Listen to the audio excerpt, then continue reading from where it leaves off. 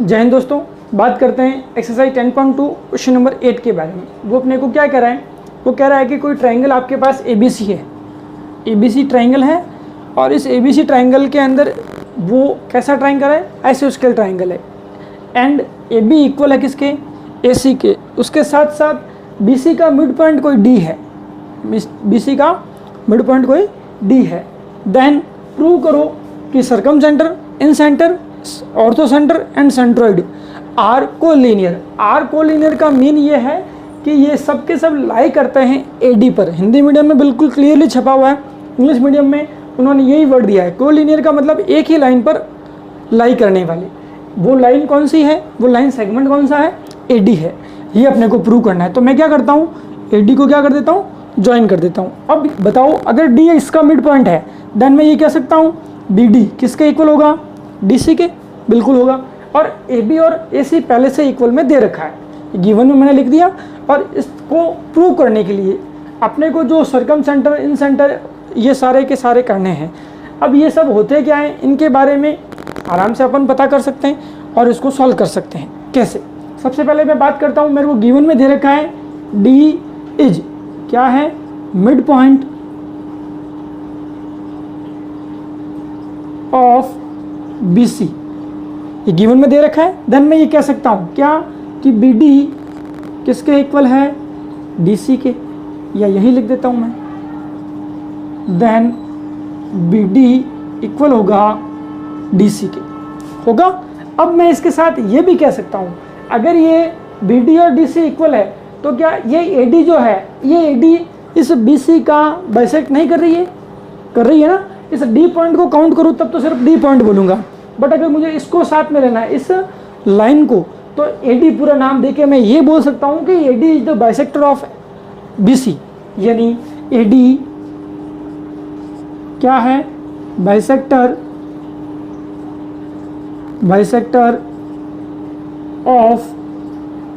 Of side BC। कह सकते हैं, बिल्कुल कह सकते हैं। इसको मैं इक्वेशन नाम दे रहा हूँ 1। सर आज तक हमने ऐसी इक्वेशन नहीं देखी, बट अपने को अभी इस क्वेश्चन के लिए करना पड़ेगा। फिर इसके साथ ही क्या आप मीडियन के बारे में जानते हैं? What is the median? Median क्या होती है, किसी भी एक वर्टेक्स से ऑपोजिट साइड के 2 इक्वल पार्ट करने वाली साइड भी क्या कहलाती है, मीडियन। यानी AD क्या होगी, इसकी मीडियन कब होगी, जब ये AD इस BC का क्या करे, इक्वल 2 पार्ट करे। यानी बाइसेक्टर जो होते हैं वो मीडियन का रोल भी प्ले करते हैं। यानी मैं ये कह सकता हूँ AD इज ऑल्सो क्या होगी, AD इज मीडियन ऑफ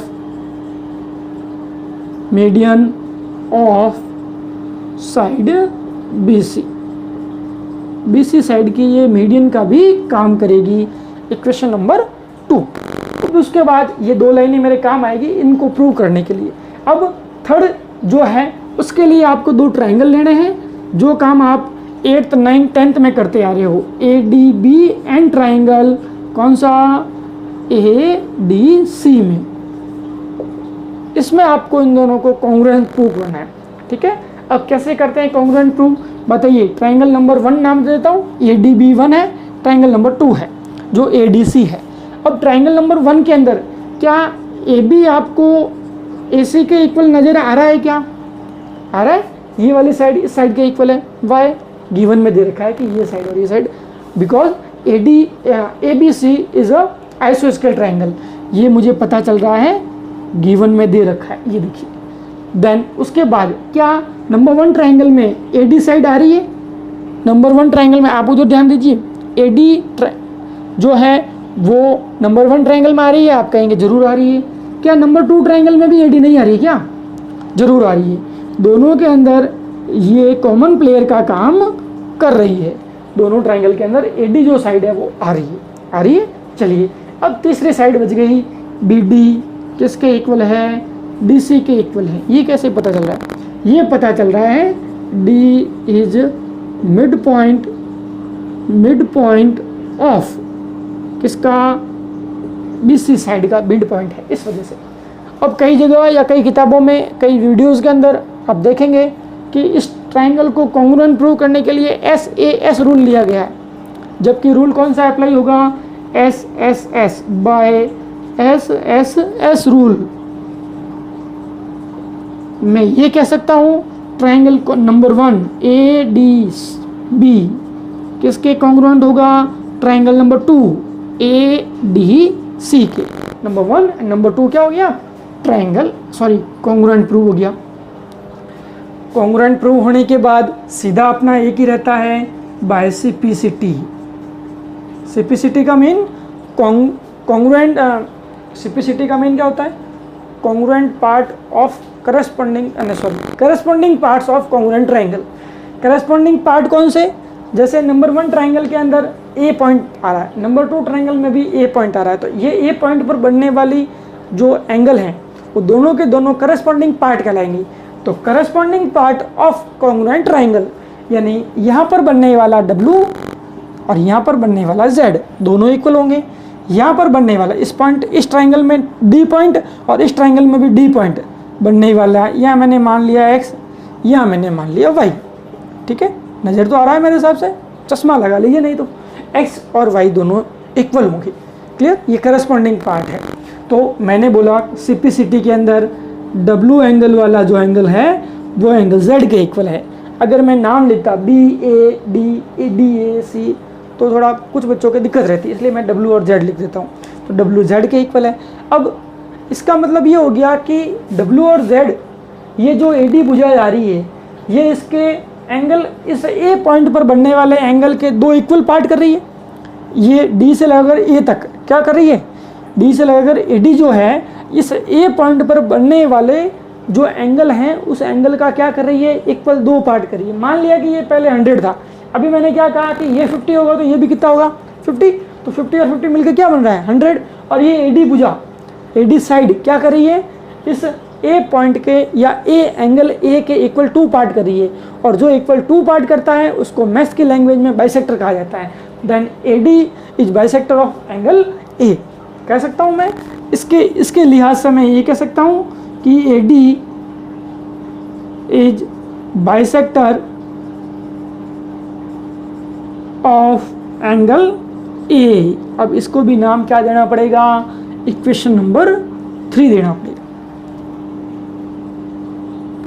ये कि ये इसका बाइसेक्टर कौन है। देखो सब में मैं AD ढूंढ रहा हूँ क्योंकि मेन ओवरऑल किसको पीछे भागना है, मुझे इस AD के पीछे भागना है, इसलिए मैं सब जगह AD के पीछे पड़ा हुआ हूँ।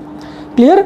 अब मैं बात करता हूँ इसी सिपिसिटी से, बाय सिपिसिटी जो एंगल X होगा वो एंगल Y के इक्वल होगा। आप कहेंगे सर बिल्कुल होगा ना, ये वाला एंगल और ये वाला एंगल। अब यहाँ पर तो क्या था, एक लाइन नहीं थी, एक एंगल दिख रहा था। यहाँ पर अगर एक लाइन होती, जैसे ही नहीं है बट यहाँ पर तो है, ये देखिए। और आपने छोटी क्लासों में पढ़ा है क्या कि किसी लाइन के अंदर जो एंगल होते हैं यहाँ और यहाँ, उन दोनों का सम करने पर 1 और 2 का सम करने पर 180 आना चाहिए। किसके थ्रू आना चाहिए, याद करो किसके थ्रू आना चाहिए। आपके माइंड में मेरे हिसाब से आ रहा है लीनियर पेयर एक्सियोम आ रहा होगा। एंगल 1 एंड एंगल 2 का सम करने पर 180 आता है, जिसे अपन कहते हैं लीनियर पेयर एक्सियोम के थ्रू, यानी x और y का सम करने पर। क्यों, क्योंकि ये किसी न किसी एक लाइन पर लाई करते हैं। Angle x plus angle y किसके इक्वल आएगा, 180 के इक्वल। किसकी वजह से आया ये 180, लीनियर पेयर एक्सियोम। क्लियर, इसकी वजह से ये आया। अब x की जगह मैं क्या ले सकता हूँ, y ले सकता हूँ। तो x को हटा के किस में बदल दिया, y में, plus y equal 180। Angle y plus angle y, 2 angle y मेरे हिसाब से कोई दिक्कत नहीं है। 2 एंगल y कैसे हुआ सर ये, क्या मैं ऐसे बोल सकता हूँ मैंगो प्लस मैंगो 2 मैंगो बोल सकता हूँ ना, आप भी बोल सकते हैं। तो क्या एंगल y और एंगल y प्लस करेंगे तो 2 एंगल y नहीं आएगा क्या, बिल्कुल आएगा। अब यहाँ से 2 कहाँ भेज देते हैं, अपॉन में। और कॉमन सेंस की बात है, 2 एंगल y अगर 180 के हो, यानी 2 मैंगो अगर 180 के हो तो एक एंगल किसके बराबर होगा, या 2 मैंगो 180 के हो तो एक मैंगो किसके बराबर होगा, 90 के बराबर। तो अपने को मैथ्स की लैंग्वेज में सॉल्व करने के लिए इसको मैं ऐसा लिख सकता हूँ कि एंगल y जो होगा वो 180 अपॉन 2, यानी कट करके मैं लिख सकता हूँ किसके इक्वल, एंगल y की वैल्यू आएगी आपके पास 90। दिखेगा नहीं शायद, इसलिए मैं थोड़ा यहाँ लिख देता हूँ। यानी एंगल y किसके इक्वल आएगा, एंगल y आएगा आपके पास 90। एंड अगर एंगल y अगर 90 के इक्वल है तो एंगल x भी किसके इक्वल आएगा, यहाँ से ये अगर 90 आता है यहाँ, तो x किसके इक्वल आएगा, 90 के इक्वल आएगा। एंगल x किसके इक्वल, 90 के इक्वल। अब इसका मतलब यहाँ एंगल नहीं है, यहाँ क्या है, 90 डिग्री।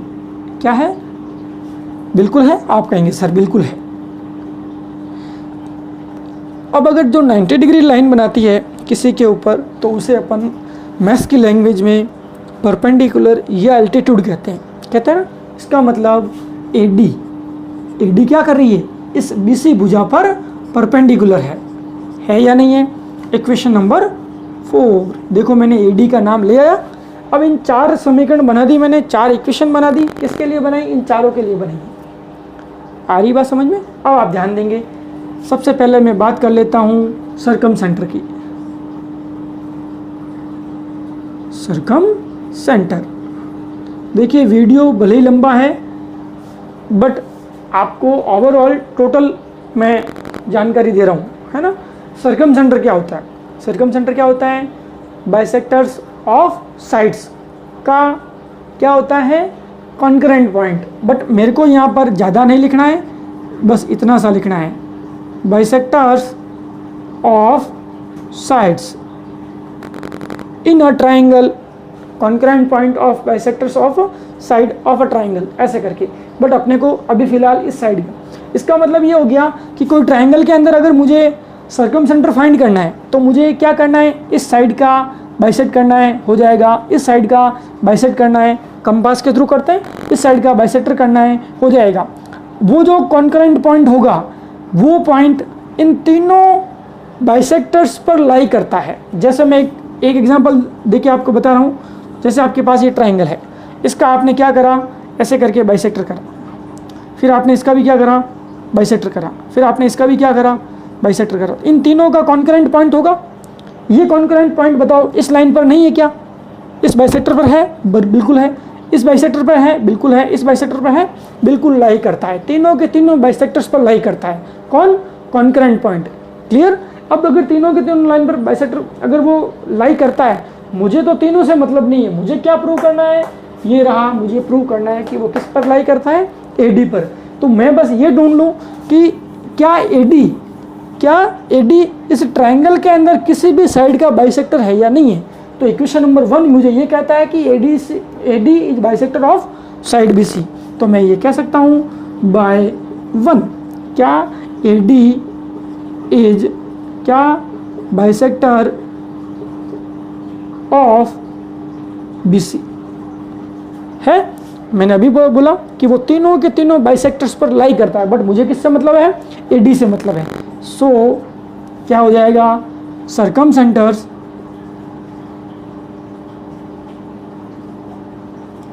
सेंटर लाई ऑन किस पर, AD पर। क्लियर। ये थोड़ा सा आपको माइंड में रखना है। अब मैं बात करता हूँ नेक्स्ट किसकी, इन सेंटर की। थोड़ा पास इसलिए लिख रहा हूँ कि वो चारों के चारों यहाँ आ जाए और आपको दिख जाए।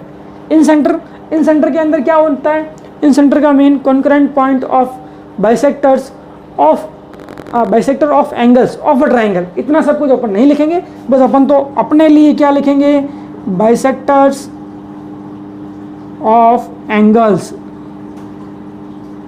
क्लियर। अब अगर इसका मैं बाइसेक्ट करता हूं तो वो आगे जाएगा, इसका बाइसेक्ट करता हूं वो आगे जाएगा, इसका बाइसेक्ट करता हूं तो आगे जाएगा। और वो जो कॉन्करेंट पॉइंट होगा, वो पॉइंट तीनों के तीनों बाइसेक्टर्स पर लाई करेगा।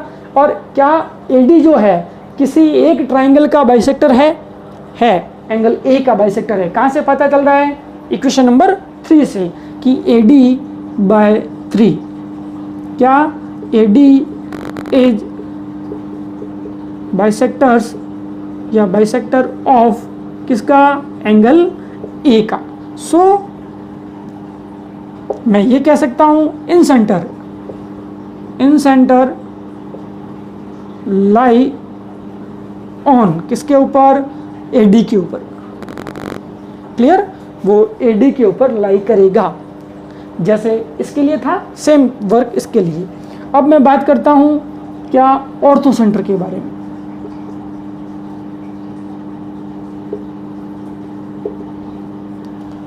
ऑर्थो सेंटर क्या होता है? परपेंडिकुलर बाइसेक्टर्स का क्या होता है? कॉन्करेंट पॉइंट ऑफ परपेंडिकुलर्स, बस बाइसेक्टर भी नहीं, कॉन्करेंट पॉइंट ऑफ एल्टीट्यूड्स या ऑफ परपेंडिकुलर्स, एक ही बात है।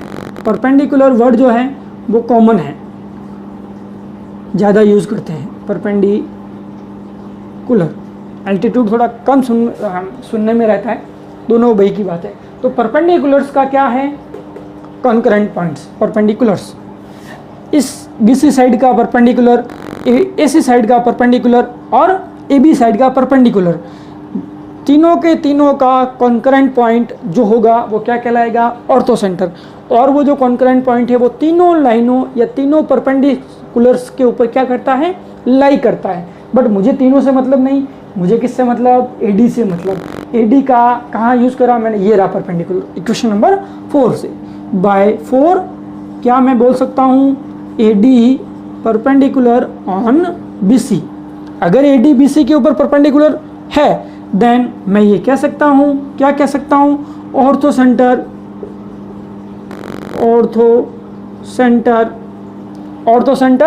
लाई ऑन किसके ऊपर? इस AD के ऊपर लाई करेगा। क्लियर?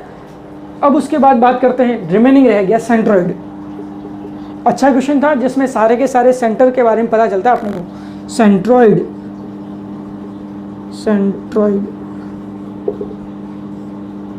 क्या होता है?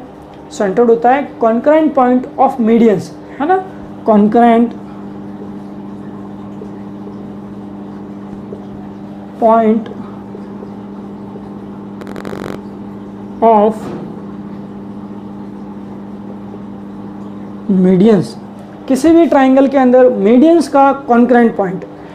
अब क्या BC की मीडियन AD कहला सकती है? कह सकते हैं अपन, जरूर कह सकते हैं। कब कह सकते हैं? जब ये AD इस BC के क्या कर दे? वो इक्वल पार्ट कर दे। इसी तरीके से AC के ऊपर कोई मीडियन B से आएगी, इसी तरीके से AB पर कोई मीडियन C से आएगी, तो उन सब का जो कॉन्करेंट पॉइंट होगा उन तीनों मीडियंस पर लाई करेगा। बट मुझे तीनों मीडियंस के बारे में नहीं बताना है, मुझे इस AD के बारे में बताना है। और मैं पहले ही बोल चुका हूँ कि AD जो है वो क्या है? मीडियन ऑफ साइड BC होगा, यानी बाय 2 मैं ये कह सकता हूँ AD इज मीडियन ऑफ क्या? Median of side B, median of side BC। So centroid